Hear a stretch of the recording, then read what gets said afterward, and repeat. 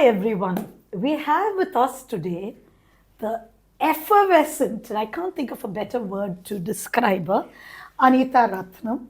So full of life and laughter, Bharatanatyam dancer, stage performer, podcaster, the list goes on and on. And she's won awards in so many fields. But today, she's not going to dance for you, she's not going to perform for you even. But she is going to tell you about her childhood and how she used to play as a little girl. So, Anita, lovely to have you here. Always a pleasure, Vinita. Thank you for asking me to Krida. Yeah. Thank you for being here. And I remember your mother very fondly. And knowing your mother, I'm sure you had some fabulous childhood memories of fun and play. So, what perhaps stands out beyond anything else? Okay, to all the listeners, viewers, I basically want to say that childhood in the late 1950s, 60s in Madras, now Chennai, was in a way very simple. We went to school, but before that, we woke up at 5 a.m. and had to do cardio and played tennis, then went to school, came back, and between dance class, there was time to play. So the play was extremely very simple because sometimes cousins would gather. It would not be always me alone. And I was very different from my sister. I was more outgoing and more ready to adventure. So, one memory I'll tell you is learning from one cousin brother how to wind the bambaram, the top. I remember that itself was an art. Yeah. Okay, how to hold the string on one hand between the fingers, hold the top, and how do you carefully, without overlapping, wind that bambaram, then how you hold it and how you flip it. Yeah, and that technique would determine how long that top would spin. Absolutely. Yeah, and we would get small little count 1, 2. It stopped. I went up to 80. Somebody's, something as simple as that. How to do that. And then of course we had if we were girls. I mean, there were some things, of course, automatically was girls and boys kind of games. Yeah. Now goli with the marbles was unisex game. Okay. Everyone can play. Everybody can play. And I had some people who could just from such a distance away hit the goalie. Just hit the goalie. And actually, collecting colored marbles was such a big thing for us then. They were so colorful and gorgeous. They were so colorful, right? And you felt so rich with a handful of marbles. Blue shade, and a kind of a greeny shade, and it was just so fabulous to have. I remember Atla, there would be a kind of a bowl, and in that there'll be a lot of goalies. And Amma was somebody, of course, there was no television at that time for us to grow up with. There was only reading, and then there was the All India Radio. Yeah. So my mother was very big into sports and outdoor kind of activities. So anything that allowed us to be participatory with friends. So I remember the goalie very well with the little colored balls with great fun. And then of course we also practiced just hitting the ball. Forget about this. And the goalie Angirnda, can we aim and actually hit it? Yeah. I was never that good in it, but I nevertheless tried my best. Mm-hmm. But what I was very good in was shori. Okay, the shells and gathering them up and playing with them and and that I was always finding that I was winning. Catching. So you did the picking and catching with shori and not stones. No, we started with shori. We also did stones. When there were no shori, we did stones with them. And I felt that all my hours of this bambaram aiming practice helped me in school. You mean goalie aiming? Goalie. Goalie aiming practice helped me in school when there was tamarins for me to throw the stone and bring those tamarins or mango. Down. Whatever. Under school compound, they apdiye irkom maram fulla. Yeah. And because if we do Church Park. I remember the trees. You remember the trees? Laden with tamarins and lovely and ripe and ready for God, the picking.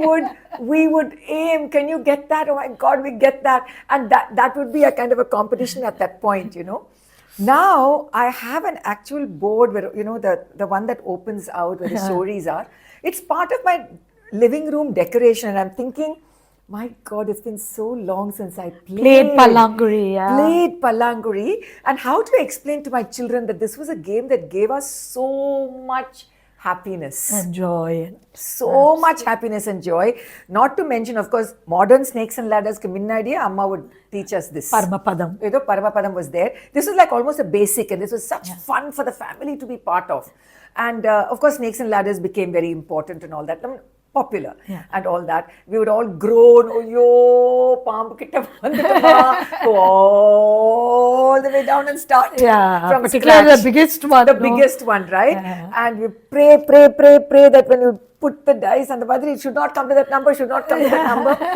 But I remember that it was a moment of intergenerational. Absolutely. You know, party would be there, Amma would be there, I would be there, my sister would occasionally join because she had to study, she had to come first in class, otherwise she would be so upset. I was very happy coming third, fourth.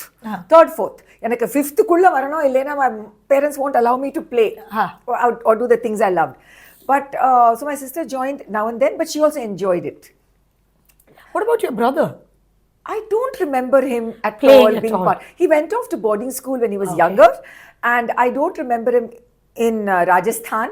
So I think I don't remember him being part of these kinds of moments. Okay. You know, I remember him on our summer vacations, and on our summer vacations, we never took any of the games with us.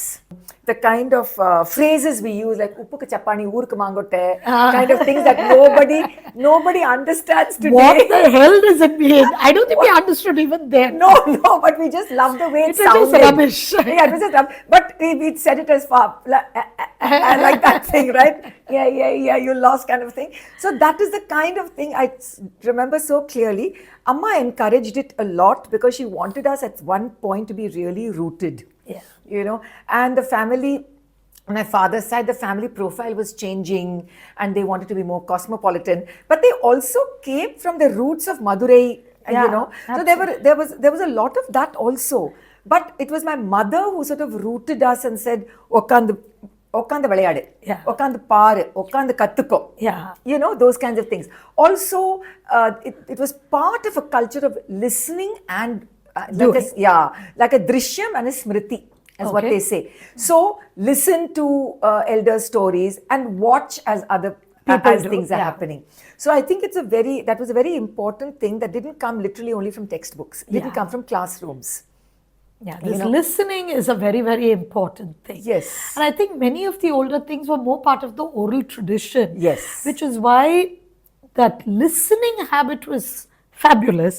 Whereas today we read everything, we don't listen. Yes. And probably one of the reasons for dwindling concentration when people are talking, you know. And, Could be that. Because I remember now that there was a lot of education through play. Yeah. You know, there was a lot of education through play. The idea of vittu kudukkradhu, you know, to give in at some point, to hold back, then go forward. Those things, I think, all those lessons came not in classrooms, not on the playing field, but in doing these kind of community activities that we did, or family activities, especially intergenerational activities, especially when party would sit and Amma would sit, they'll say, "Namba kaalathila," kind of thing, you know. And how much was your grandmother involved in all of this? She was very involved in just being with us. Okay. Because Amma was more involved in being the hostess, and she had to go out with Appa a lot. So we were with our grandmother. Okay. So while Amma would say, did she tell you like stories and stuff? She would tell me stories. Of course, I think through generations, this manga maram thing will never go. Manga maram, puli maram, the fascination for mangoes and tamarinds, and maybe gooseberries. Okay, I think generationally, all of us, we have come to how to climb that tree and how to get the manga. Especially that aranellika. Those are very nice to very eat. delicious. I know. With uppu and then molagapudi. Okay. Even now I can't resist the aranellika. So, and my grandmother would say how she came from a very large family. So when they had to play small, she loved the bambaram. She was more of a tomboy. Okay. So she would love to go and play with her cousin brothers. But that was a far more, I would say, orthodox time. And playing with the boys was... Playing with the boys, oh, she had lots of cousins. So it was within the confines of that Mylapore kind of, you know, Rangachari Road kind of area. Large compounds. But still, she was married at, promised to be married at 8. Wow. Okay. You know, and then she finally went to her husband's home when she was 12, and then she became a mother at 14 and 16. My God. So you can think of such, like no childhood. Yeah. So when she would sit and tell us, it would be her memories from almost like a stolen childhood she was trying to relive with us. Yeah. I see what You know, mean. so because 8, 9, 10, 11, 12, once she was promised, she was protected. And 12 vayasla, she was sent. 14, she became a mother. Now, can you imagine? Yeah. Okay, so she was, sometimes we would have to step back as a party was playing with so much more gusto and more competitive spirit. Now, Jai Chitapare, like that kind of thing.